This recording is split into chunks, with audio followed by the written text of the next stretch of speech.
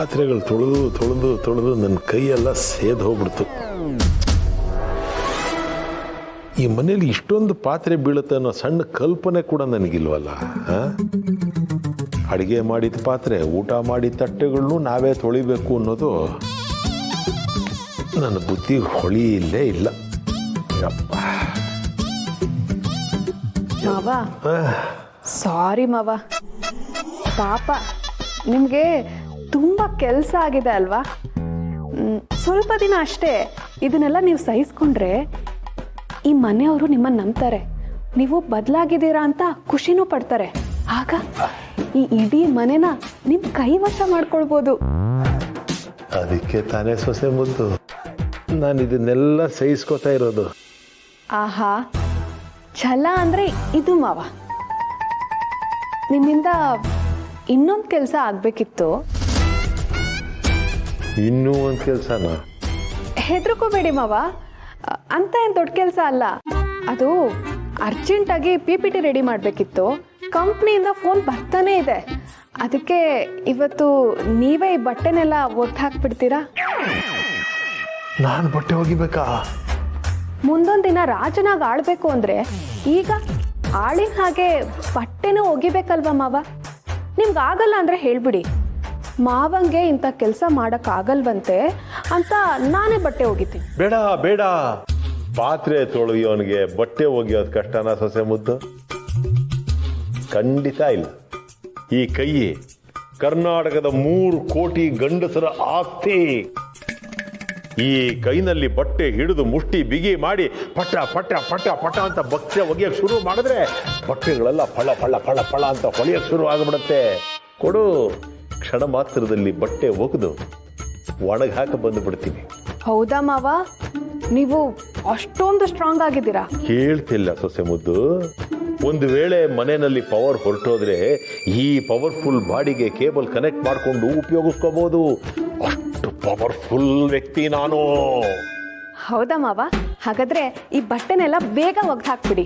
ಉಳ್ದಿದ್ದ ಕೆಲಸನ ಆಮೇಲೆ ಹೇಳ್ತೀನಿ. ಆಯ್ತಮ್ಮ, ಆಯ್ತು. ನೋಡ್ತಾ ಇರೋ, ಹಿಂಗ್ ಹೋಗಿ ಬಟ್ಟೆ ಒಗೆದು ಒಣಗಾಕಿ ಹಂಗ ಬಂದು ಬಿಡ್ತೀನಿ.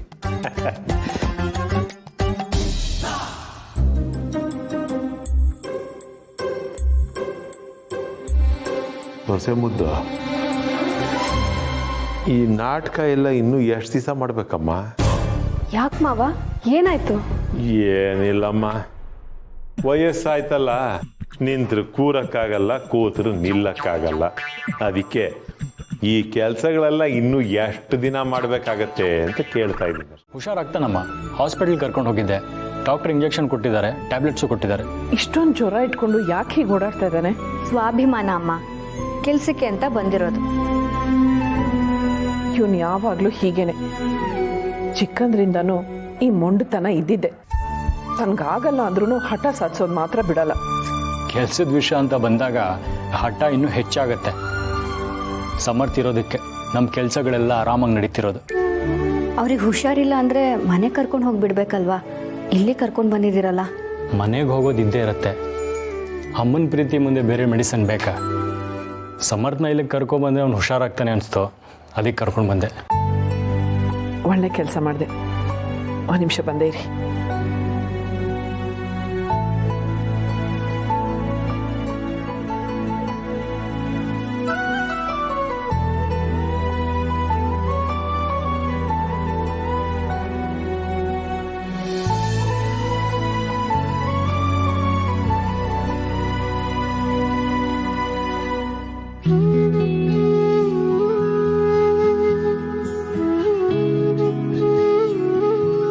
ಹೇಗಿದ್ಯಾ ಪಾಪು? ಏನಿಲ್ಲ ಅಮ್ಮ, ಸ್ವಲ್ಪ ಜ್ವರ ಬಂದಿದೆ ಅಷ್ಟೇ. ಸ್ವಲ್ಪ ಜ್ವರ ಅಂತಿದೆಯಲ್ಲ, ಮೈ ಇನ್ನೂ ಸುಡ್ತಾ ಇದೆ. ಇರು, ಕಷಾಯ ಮಾಡ್ಕೊಂಬರ್ತೀನಿ. ಜೊತೆಗೆ ತಿನ್ನಕ್ಕೂ ಏನಾರು ತರ್ತೀನಿ. ಆಮೇಲೆ ಮಾತ್ರೆ ತಗೊಂಡು ಮಲ್ಕೊಳ್ಳುವಂತೆ.